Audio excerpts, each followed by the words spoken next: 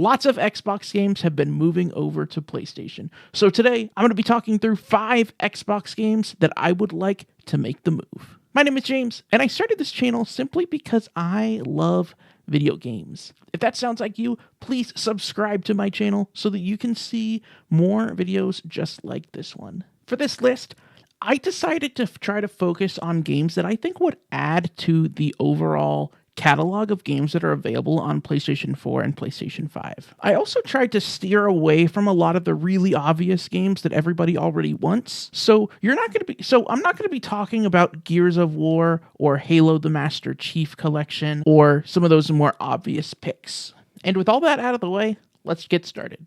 Up first is Quantum Break, the 2016 third-person action shooter kinda from Remedy. I like to believe that this game takes place in the same universe as Control and Alan Wake because it is made by the same team. However, because Microsoft owns the publishing rights to this game, they've never been able to bring it anywhere other than Xbox One. So for the most part, Remedy really doesn't talk about this game very much. And I would like for this game to end up on PlayStation because I do think it's a really important part of Remedy's history, and I think that anybody that does like Control would like this game as well. It wouldn't be completely crazy for this to happen because Remedy does have a history of kind of revisiting old titles.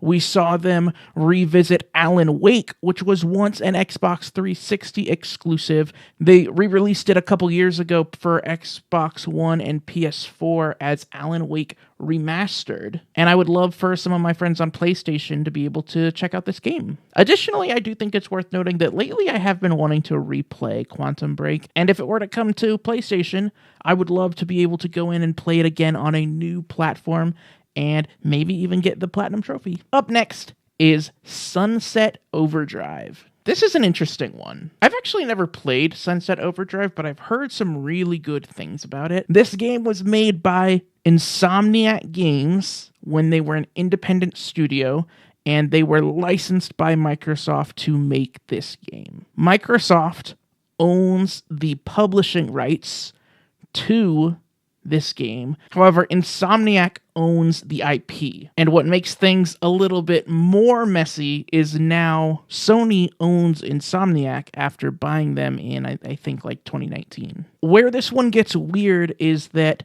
all that needs to happen for Sunset Overdrive on PlayStation to be a reality is for Microsoft as the publisher to say that it's okay for that to happen. With Sunset Overdrive being a Insomniac product, I have a hard time believing that Sony is going to allow probably their most important first-party team to spend development time porting an old Xbox game. That being said, once again, the main reason that I want this game to be available on PlayStation is really just so that people that haven't played it before would have people that only play on PlayStation would have a way to go and play those games as well. Up next is State of Decay 2. I guess State of Decay 1 could have been included in here. I'm not as familiar with State of Decay 1 as I am with 2, so I decided to just choose State of Decay 2. State of Decay as a series is really interesting to me because it is much more of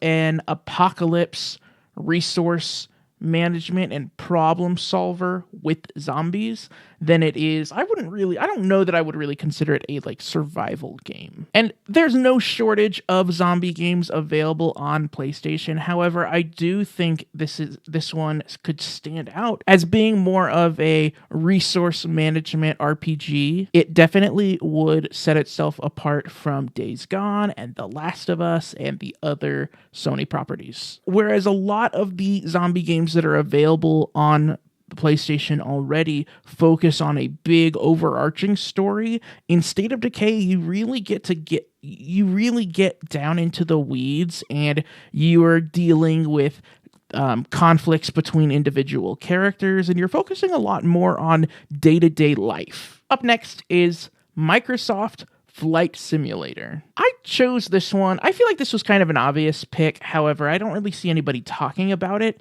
And the reason that I chose it is because I think this game would be awesome in VR. I'm personally not a huge fan of VR or Microsoft Flight Simulator. However, the idea of this game being available in VR is really cool to me. I don't think I would play it that way, but it's really cool. And finally, the last pick is Halo Infinite. This is another kind of obvious one. The main reason that this one ended up on the list for me is that all of my friends that play multiplayer games play on PS5. And I have no problem hopping on and playing Call of Duty or Battlefield or Fortnite with them. However, with the Halo Infinite multiplayer being free to play, I think it would be really fun if we could mix Halo into the rotation as well. Not to mention that a surge of new players in the multiplayer modes would be beneficial for the PC players and for the Xbox players as well, just by being able to grow that ecosystem a little bit. And I just think it would be fun to go through that game one more time, and if it lands on PlayStation, I might go in and get the Platinum Trophy. Guys, that's all that I have for today. In the comment section, please let me know what Xbox games you would like to see on PlayStation. Until next time, the best way to keep up with me is on Twitter and on Instagram at James_Solar and on Blue Sky at jamessolar.bsky.social. Thanks, guys.